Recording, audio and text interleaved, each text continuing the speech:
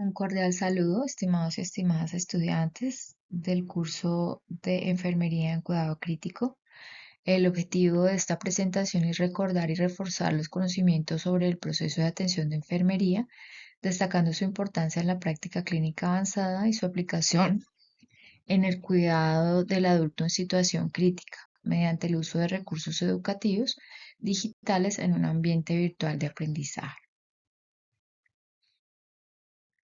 Inicialmente, para recordar un poco sobre qué es el proceso de atención de enfermería, pues este proceso está establecido de forma sistemática en el marco de un método científico, es decir, de un paso a paso estructurado que fundamenta la práctica asistencial de enfermería.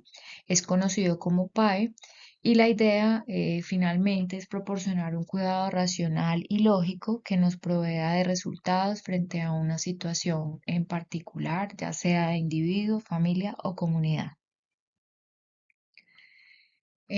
Para abordar el tema completo del proceso de atención de enfermería y de cómo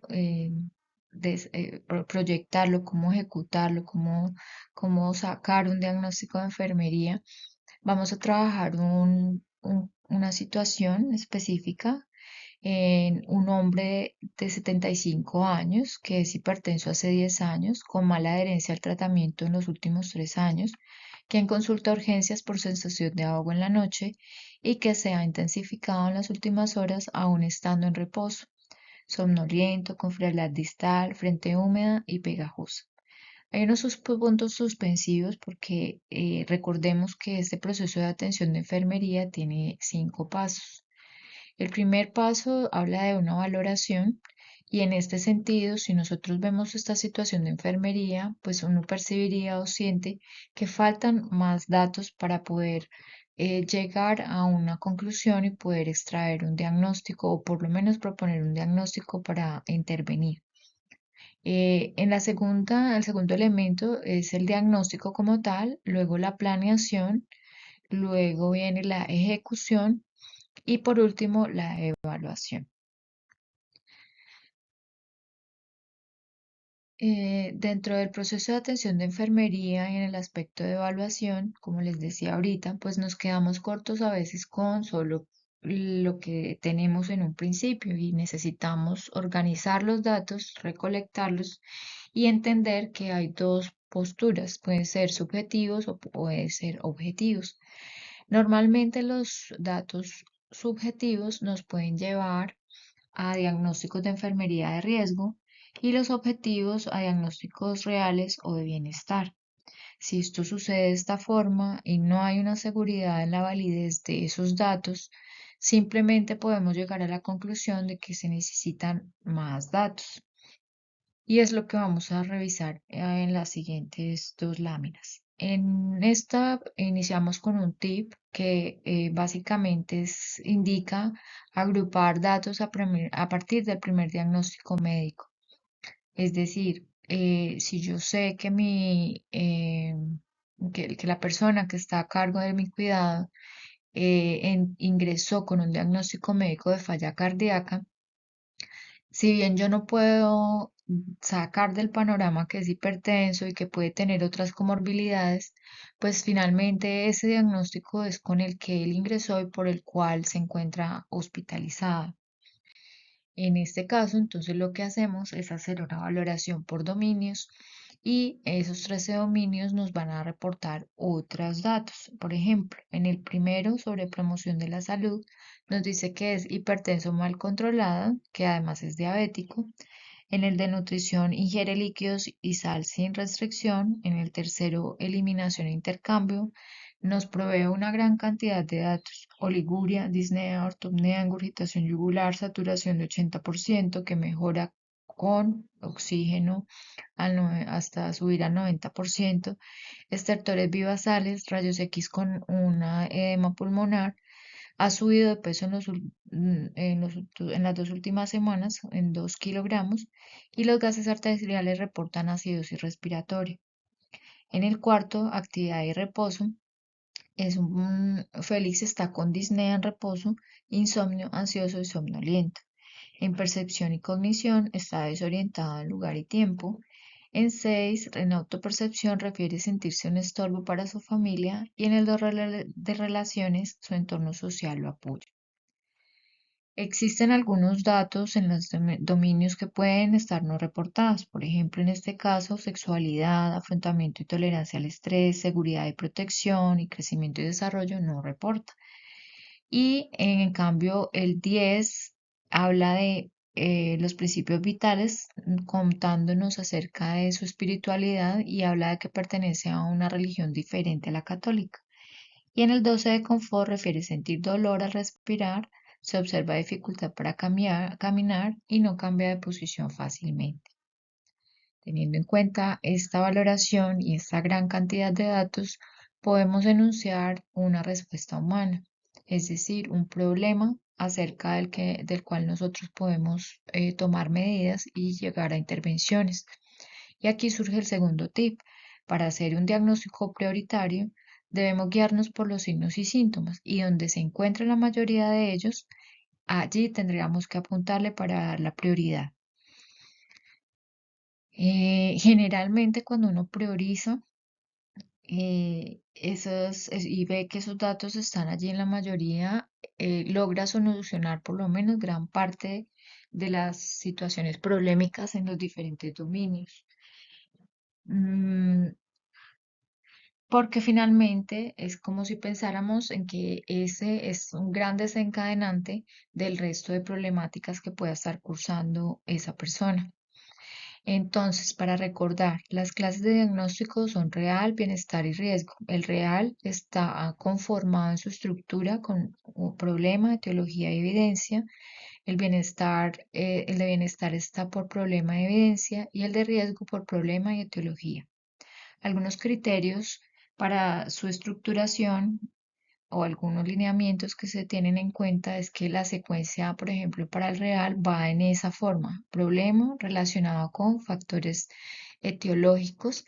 Se puede usar la frase secundario a y evidenciado con. La etiqueta, es decir, el problema corresponde a la respuesta humana que surge de la valoración por dominios y tener en cuenta que ni en el problema ni en el relacionado con debemos describir signos y síntomas. En la etiqueta no podemos indicar diagnósticos médicos, sin embargo, está establecido por la NANDA que si usamos, por decir algo, el secundario A después de haber establecido el problema y el relacionado con, pudiéramos establecer un diagnóstico médico allí. No siempre se usa. Y finalmente entender que si nosotros abocamos a la mayoría de datos y le apuntamos allí, pues dependería también de qué es lo que está afectando realmente a esa persona.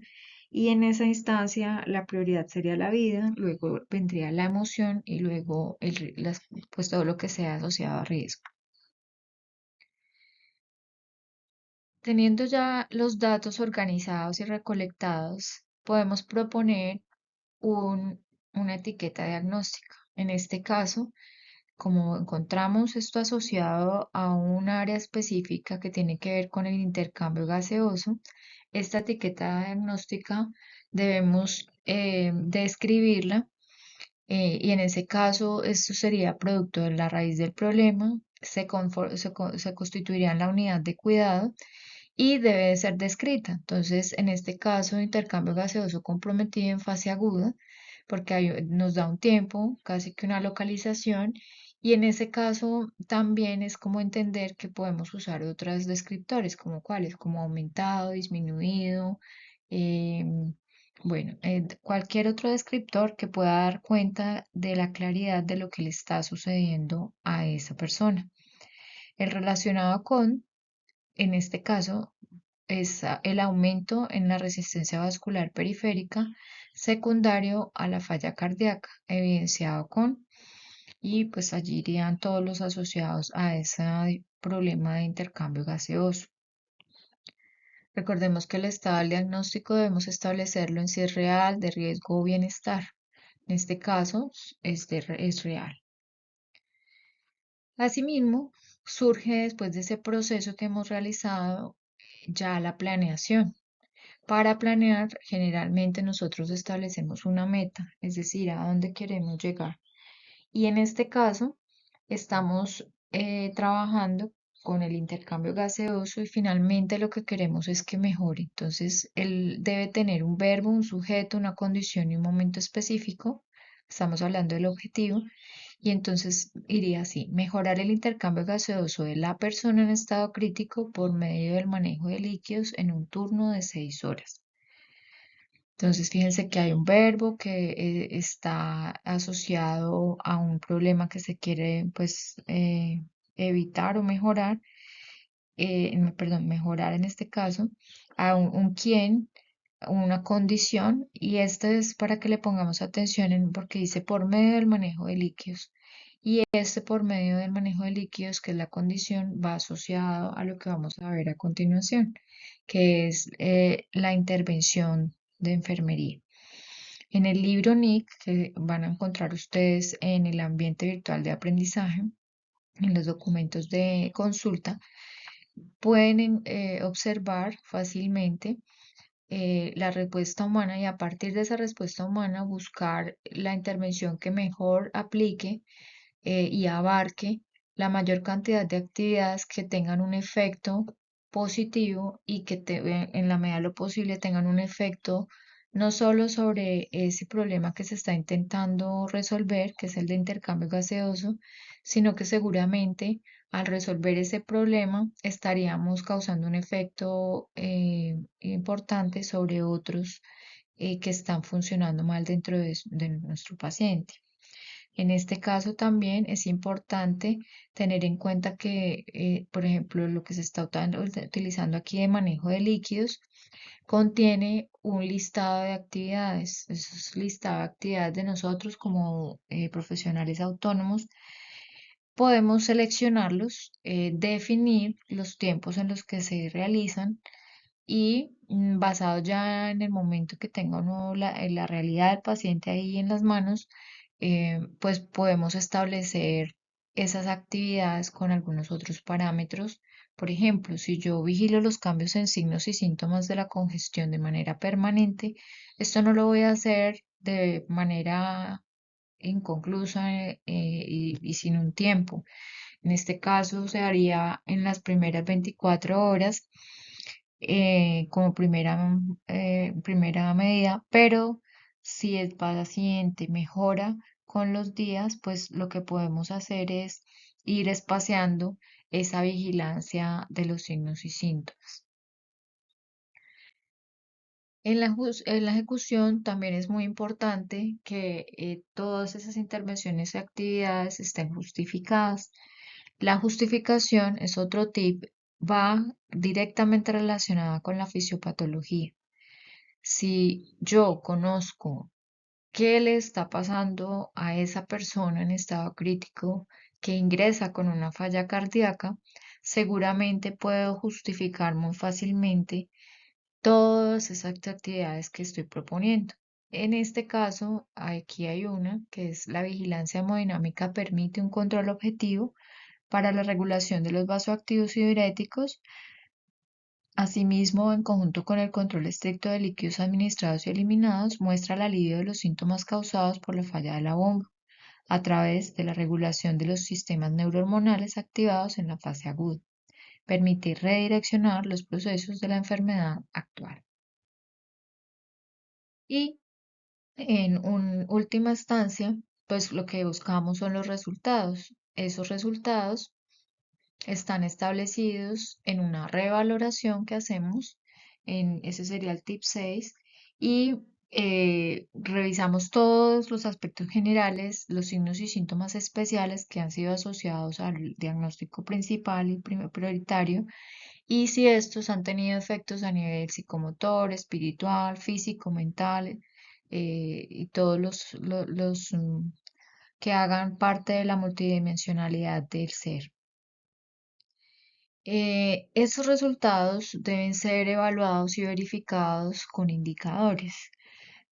Normalmente usamos tablas con escalas que ya están predeterminadas, pero podemos transformarlas o acomodarlas, adaptarlas a las necesidades de la unidad de cuidado crítico en la que estemos y en función también de lo que necesita nuestro paciente. En este cambio vemos una tabla en la que hay un indicador que está evaluado de manera cualitativa, pero a través de una escala de Likert en la que nos dice si es extremo o si no está comprometido, qué grado de compromiso tiene. El estado mental, la ausencia de disnea en reposo, la saturación de oxígeno. Digamos que allí esos listados podemos nosotros modificarlos de acuerdo a las actividades que he propuesto y al objetivo que tengo.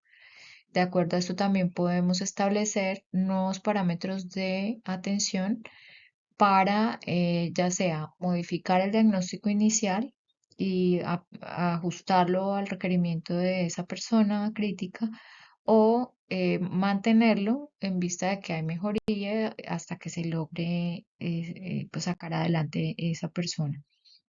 También podemos encontrar algunos NOC asociados a ese de intercambio gaseoso como el del equilibrio hídrico y en este caso también pues listaríamos y haríamos la escala de lo que consideremos está asociado a eso.